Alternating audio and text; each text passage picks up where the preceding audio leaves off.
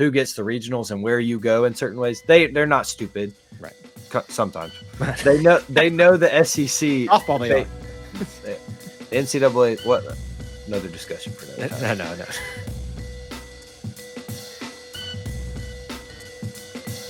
But let's be honest, America's pastime has always been and will always be baseball. Somebody cue up right now, center field by, I can't remember the artist's name, and just, I got it ringing in my head right now.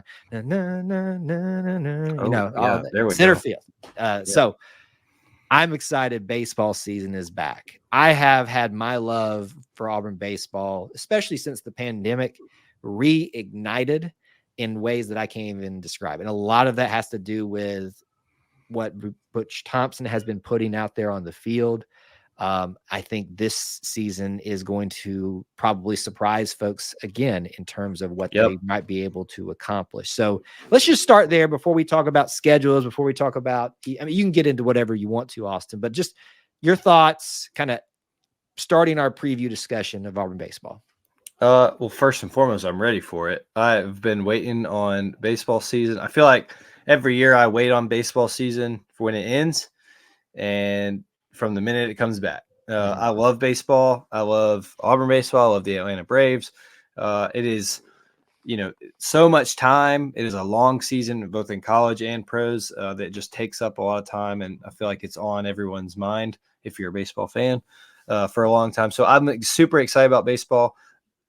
In respect to Auburn, I've been excited about baseball every year Butch Thompson's been here. We have talked about many times on this show how big of Butch Thompson fans we are, on and off the field, I'll add. And I think that he has another team here that is exciting. There's got to be a lot of pieces that are going to have to come together. But he's brought in a great transfer class. He's brought in another great recruiting class. And this team, as in bringing back returners and stars that should have tons of experience playing in Plainsman Park, it's going to be a fun year. I really think that this team is focused. This team is ready to, finish the end game in Omaha as they're used to, or as they expect to. Right. And I think that's the expectation in Auburn now, but also the expectation of Butch Thompson, even though we might go through some hills and valleys and fans might get a little, worried time. No, we don't. No. Auburn fans don't ever overreact to anything. Never. But Butch Thompson's proved, and has proved that he should have your trust and that he knows what he's doing. I think he does, and I'm really excited for this season for sure. Yeah, if there's one coach on the staff that you look foolish if you question at this point, absolutely. I would say you look foolish if you question Bruce Pearl at this point. But if you're going to question Butch Thompson with what he's putting together, not just in a singular season, but year by year, enhancements, the interest he's garnering, the respect that he's continuing to gain throughout his career, but even here at Auburn, you just look foolish. So do not question Butch Thompson at this point in his career.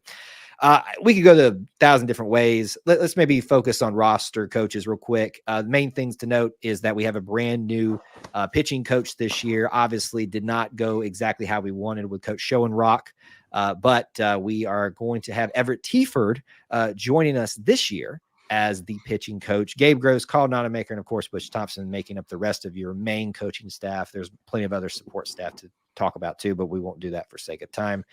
Any familiarity with Everett Tieford, or just thoughts about, transitioning in the pitching staff? I think it's cool that we got a guy from the big leagues, formerly the Chicago White Sox. I have met him once through another way of life, but I'm excited. I think he's a really nice guy. I think his family fits in Auburn well, but brings a lot of experience from the pros and from his way of life. We've just got done talking about with Hugh Freeze and the offensive side of the football. Butch Thompson is a pitching guy. And so for him to bring Everett Tieford in, I think that's going to align, their way of thinking and pitching, but also with him having been in different places and learned from different people. I hope he brings in some different techniques and things that help this Auburn pitching staff, because they have a really good chance to be really good. And so I'm looking forward to his coaching and how he works with our guys. If you're Everett Tieford, you walk into Auburn, not only excited to be here because you see the way the program's trending and obviously the investments that are being made, but you see one Joseph Gonzalez is back. Yeah. Boy, if I'm a pitching coach and I see Joseph is back there ready to headline my pitching group rotation in the weekend, I am stoked. I know we all had high hopes that Joseph was going to be back next year. He tried his hardest, worked for it. There were times that it looked like he was, didn't happen. And we're going to hope that he has had a lot of success in really healing up this offseason and through the majority of last season. Joseph Gonzalez is back, Austin. How excited are you? Pumped. If we all I think Joseph Gonzalez has had high expectations put on him and probably for himself for the last 2 seasons. Injury got in the way of that. Yep. I think we're all really hoping that he can get back to form more than anything, just stay healthy for this year. Because him healthy, even if he's not first round elite talent, is very good news for this Auburn pitching staff and this team. I really just want to see him, pitching a lot of games this year. However that looks and however it works for Auburn, him being on the mound is good news. And so, like you said, Everett Tiefert has to be pumped to be able to come into his first season with a stud like that. And I'm really hoping that he's healthy and ready to go. We need him. And if he is, you better watch out. It's going to be super exciting. Plenty of other returning names in the pitching staff. Yep. Chase Alsop, I would suspect will have a play for part of that rotation as well. Connor Copeland, John Armstrong, and Will Cannon is back, and then plenty of other new names too. So if you're wondering, like, who do I know from this team? That's or from last year's team. Those are going to be some pitching names as well. You look on the fielder side, the batting side of things. One name comes right to the top: phenom of last year. And everybody's favorite Irishman, Ike Irish. He's not, I don't know if he's Irish, but the luck of the Irish jokes just write themselves, but there's not luck when it comes in this kid. He just is good. Stud. And it looks like this year he is at least going to have a very strong chance to be the starting catcher for most of the season. Obviously, Carter Wright's going to have a say at that as well. And excited to watch what his opportunities will become too. You're just glad to have players like an Ike Irish who can play multiple positions. And so if we find out that, Carter's better suited to be the nightly catcher for most games, then we know we can put Ike Irish wherever we need to. And we're not going to really see a drop off anyway, but I expect him to be the catcher. Thoughts on his first season, what you expect this next season for him? Yeah. I mean, the kid was an absolute, not shock, but a nice surprise to see. I think people had expectations for him, but how, freshmen adjusting to the SEC schedule, adjusting to Auburn, you always wonder how that's going to go. Ike Irish handled it just about as well as you could, and did really well in that DH role. I'm very interested to see how it can go with him playing a position, because obviously, and especially in catcher, that can take a wear on your body. How is that? Does it adjust, or does it mess with his stats at all? Does he, is that a more of a transition for him? But also, I think, like you were saying, you have to look at how that helps with the flexibility and what Butch Thompson can do to this lineup. Like, if we want Ike Irish to catch and primarily catch, well, we also have Carter Wright, and Ike Irish can get a day off and just DH like he's done like he did most of last year. So I love the flexibility of the kid, and his talent is off the charts. I'm really looking forward to seeing his swing. I think his swing is one of the most pretty ones we have. It's gorgeous. I'm really excited about his progression. Hopefully he takes it another step in his sophomore season.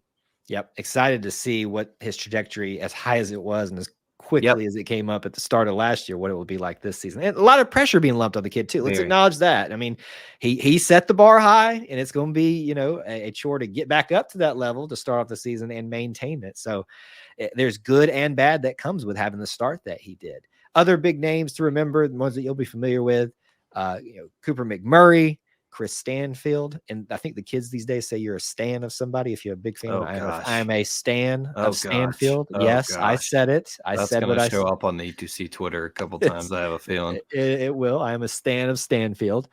Plenty of other names there. And, as you mentioned too, there's been some transfers brought in that you'll want to pay attention to as well.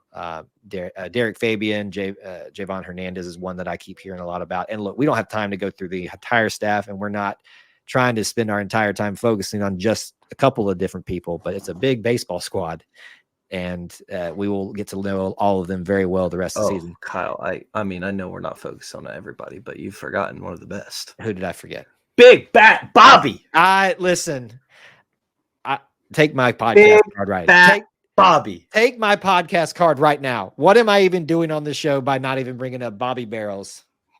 Bobby Barrels. Which one do you like more? Big Bat Bobby? Barrels. I knew you did. I'm a Bobby Barrels guy all the way. I knew you were trouble. What's wrong with Bobby Barrels? That's okay. What's wrong with it? No, give that's rolls. It's fine. It does roll off, but Big Bat Bobby. I love saying that.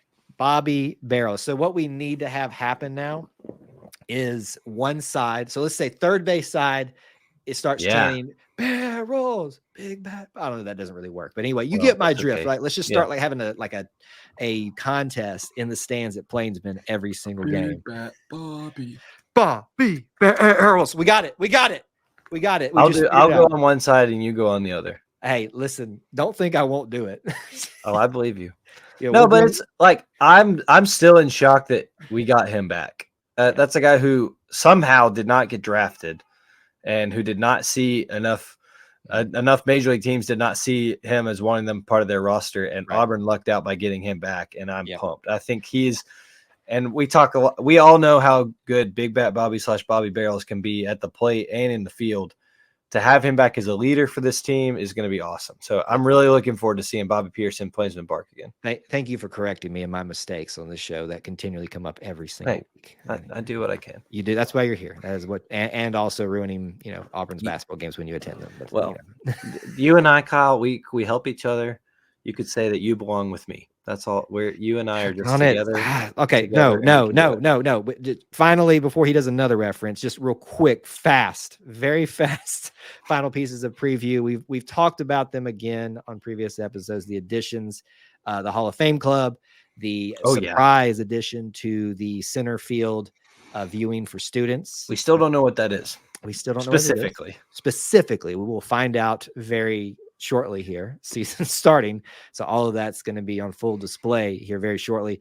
We don't have a lot of time to go through the schedule like maybe we want to, but let's just take a real quick look through it to wind down our preview, starting off with Eastern Kentucky series this weekend, weather permitting, obviously, which will be the thing throughout the rest of the season.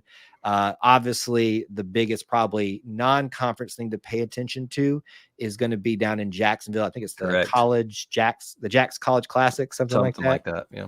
Iowa, Wichita State, Virginia. That's going to be where Auburn has an opportunity to make some noise on the national stage.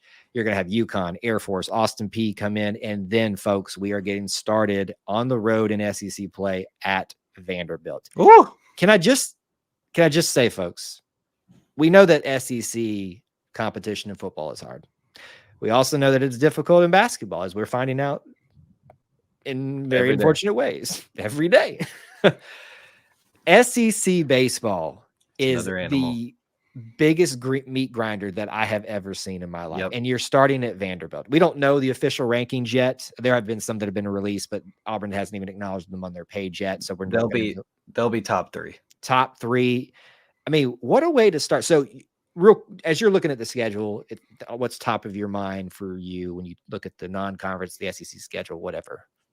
Yeah, well, it's always got to be the SEC slate, right? Like that's where, there's certain minimums to even meet if you want to host a regional, right? You got to have a winning record in the SEC, even if it's by 1 or 2 games. If it's that close, I think that nationwide, and when the NCAA and whoever else decides who gets the regionals and where you go in certain ways, they're not stupid, right? Sometimes they know the SEC softball. They are.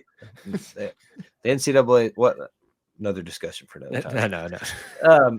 No. Everyone's aware that the SEC in baseball is a whole other animal, and it is. You cannot look at it and compare apples to oranges when you look at another conference and someone else's schedule, even though it might be better. Who have they played? Those are discussions that happen year round, no matter what the sport. Like Kyle was saying, SEC baseball is on another planet when it comes to it. So I think that you have to look at that, and you have to go, if we can be competitive in every game, but also win our fair share and steal some on the road, then you have to feel good about this team hosting another regional. I think that's has to be a goal, is hosting a regional and setting correcting what happened last year and setting yourself up to be able to move on to a super regional or host a super regional. So it's going to be hard. It always is. But as we said, we started this topic, and as we talk about every time Auburn baseball comes up, Butch Thompson knows what it takes. He knows how to lead this team. A lot of this team knows what it takes. After all of last year and the highs and lows and the streak they went on, they know what it has to happen in order for them to be good and to get back to where they were and correct that postseason time. So this team's ready. This team has the potential and they can do it. I'm really excited to see how it all comes together. 2 series that I want to call your attention to round out our discussion for conference play. Tennessee. Yeah. 8-day weekend, folks. It's going to be a good A-day. I have faith that we're not going to get a monsoon. I believe. Don't even say that. I ruined it. I know. That. I'm turning into you attending basketball games. You are. Tennessee, and then the way it should always be to end off every single season, every sport. Alabama in Auburn. That's going to be fun, folks. I know. A little bit of reverse rammer jammer is in order. All right. So whether you are excited about a new coach, new players, returning coaches, new additions, the schedule itself, as he continues to rammer jammer, there's a lot to look forward to in baseball season. We hope that we've done a decent job getting you all ready for that.